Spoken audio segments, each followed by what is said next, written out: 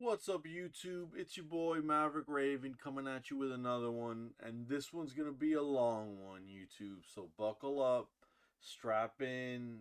You might need to exercise a little bit of patience with your boy right now. I believe it was Sun Tzu who said, "When you're weak, present yourself as strong. When you're strong, present yourself as weak." Joe Biden doesn't care though. He just wants to present himself as strong anyways, no matter what.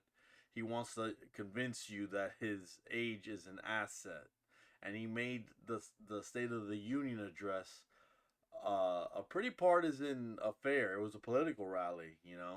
So whatever whatever the left wants to accuse Donald Trump of turning the State of the Unions into campaign rallies. That's what yesterday was. That's what last night was. It was crazy. It says here the president took credit for the post COVID 19 economic recovery, calling it the greatest comeback story. But before we get any deeper into the video, you guys, please don't forget to like, share, hit that subscribe button, comment if you can. I read all those comments. I engage with all of them. Um, you guys, I'm trying to beat the algorithm, and it's a hard thing to do, man. It is a hard thing to do, but I'm trying. Here I am trying. Anyways, President Joe Biden delivered his third State of the Union address on March 7th amid mounting concerns about his age and mental fitness in a critical election year. He seized the opportunity to laud his achievements despite low job approval ratings, notably on crucial policy issues like the economy and illegal immigration. He sought to prove that he was worthy of a second term. One of the highly anticipated moments of the State of the Union was the president's response to concerns about his age. I know I may not look like it, but I've been around a while. He joked as he neared the end of his speech, and when you get to my age, certain things become clearer than ever before. That your putts, maybe? President Biden, 81, is the oldest sitting president in American history. If he wins re election, he'll be 86 by the end of his second term. Good Lord. Wow, dude. In my career, I've been told I'm too young and I'm too old, he said. Whether young or old, I've always known what endures, our North Star. A recent New York Times Siena College poll showed that President Biden's age is increasingly worrying Americans, including those who supported him in 2020. According to the poll, 61% of respondents believe President Biden was just too old to be an effective president. The State of the Union address came a few weeks after a special counsel raised concerns about the president's mental sharpness and characterized him in a report as a well meaning elderly man with a poor memory. My fellow Americans, the issue facing our nation isn't how old we are, it's how old our ideas are. Oh, give me a break. In his address to the joint session of Congress that started at 9:26 p.m. local time, Biden began his speech by stating that freedom and democracy are under attack both at home and overseas. He likened the moment to President FDR's address in January 1941 when Hitler was on the march in Europe. He warned that Russian President Vladimir Putin is similarly on the march, attacking Ukraine and causing chaos across Europe and beyond. He urged Congress to approve Ukraine aid and stand up to Putin. Yeah, guys, spend more money on foreign wars that we have no business in. Sounds like it. He then spoke about January 6th, describing it as the gravest threat to our democracy since the Civil War. The fact that he's comparing January 6th to Civil War should pretty much tell you everything you need to know about this entire thing. He's trying to make if January 6th was Civil War, then everyone who went there and took part in it, they're the Confederates. They're the bad guys. Because that's how history remembers the Confederacy. It doesn't remember it as the South and, they wanted to do their own thing. And yes, slavery was a part of the Civil War, but it wasn't the issue of the Civil War.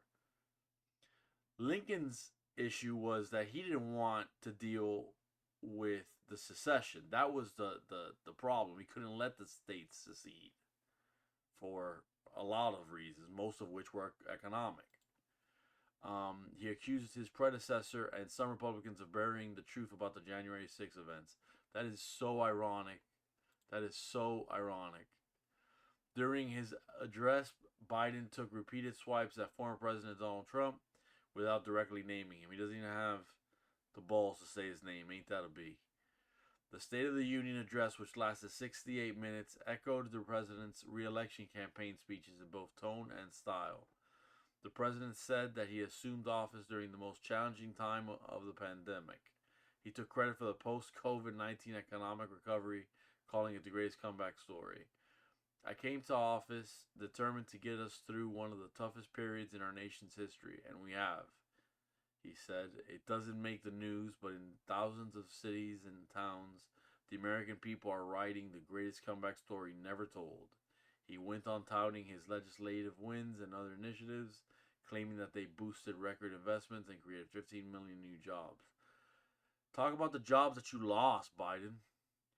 Biden said the state of our union is strong and getting stronger. Of course, because when your eyes tell you one thing, let's lie about it.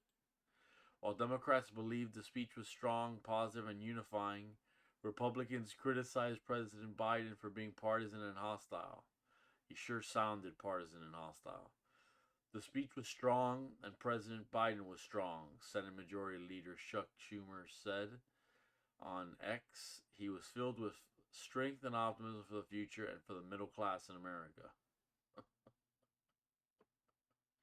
It's funny hearing Chuck Schumer and Biden in any way acting as if they care about the middle class or anybody for that matter.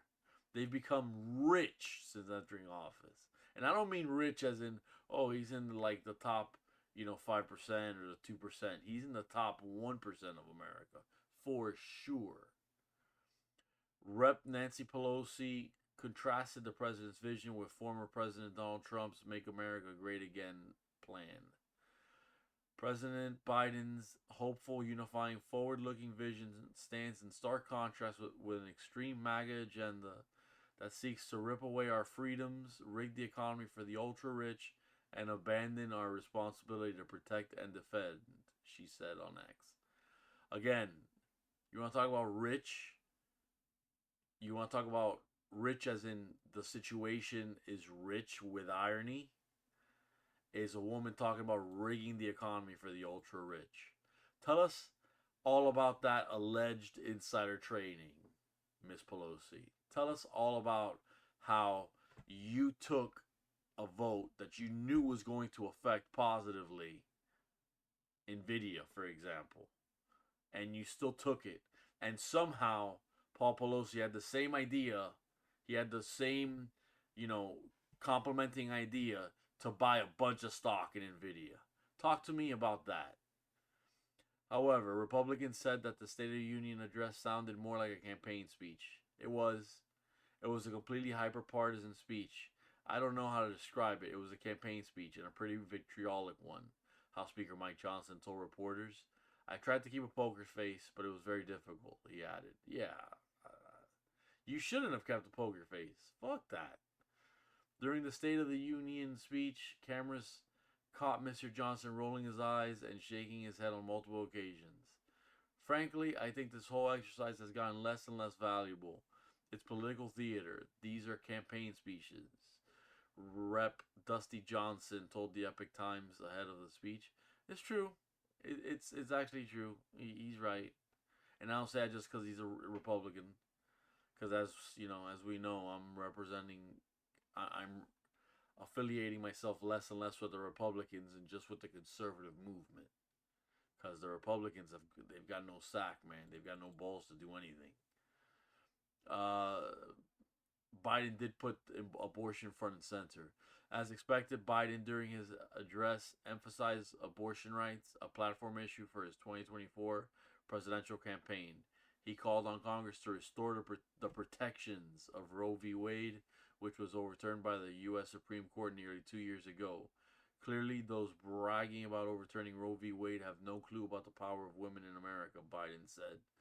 But they found out when reproductive freedom was on the ballot and won in 2022, 2023, and they will find out again in 2024. If Americans send me a Congress that supports the right to choose, I promise you, I will restore Roe v. Wade as the law of the land again. How? The White House and Democrats invited dozens of guests to bring this topic to the forefront of the State of the Union address. One of the guests was Kate Cox, a Texas woman who had to leave her state to seek an abortion after her unborn baby was diagnosed with a complication.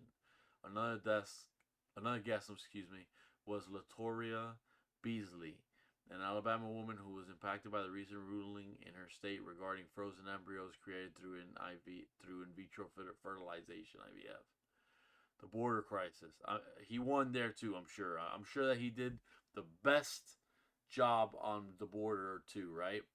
The Biden administration is currently dealing with a historic crisis at the southern border. Excuse me. His State of the Union address came amid rising public disapproval of his border policies, with many Americans holding him responsible for the current surge in illegal immigration. Last week, Biden visited the South Texas border in Brownsville.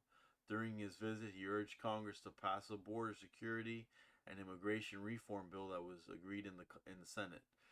He criticized Republicans and the former president, of course he did, for obstructing the Senate deal. He doubled down on his message during the State of the Union address. We can fight about the border or we can fix it. I'm ready to fix it, Biden said. Send me the border bill now.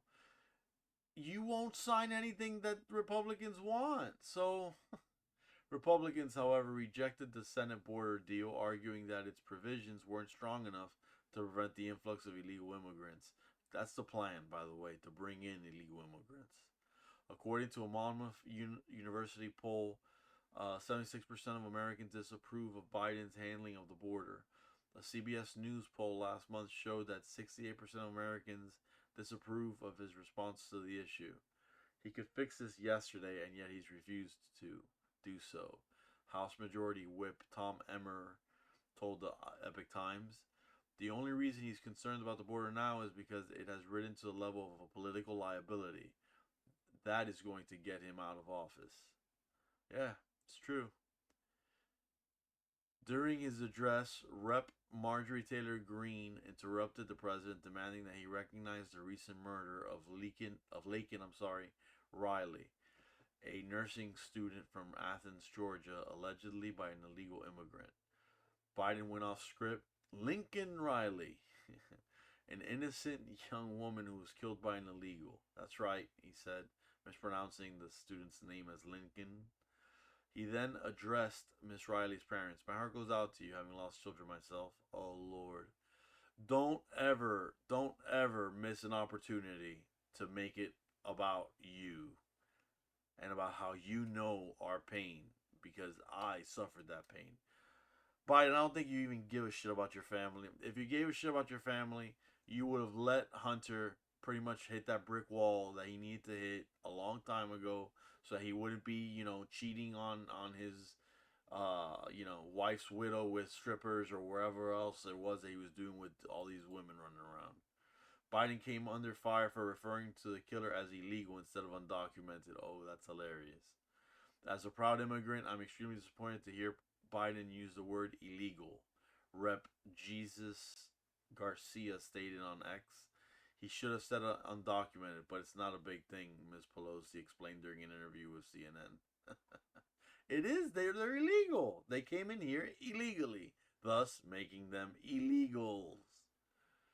During his speech, President Biden announced that he had directed the U.S. military to build a port in the Mediterranean on the Gaza coast to facilitate the delivery of humanitarian aid to Palestinians.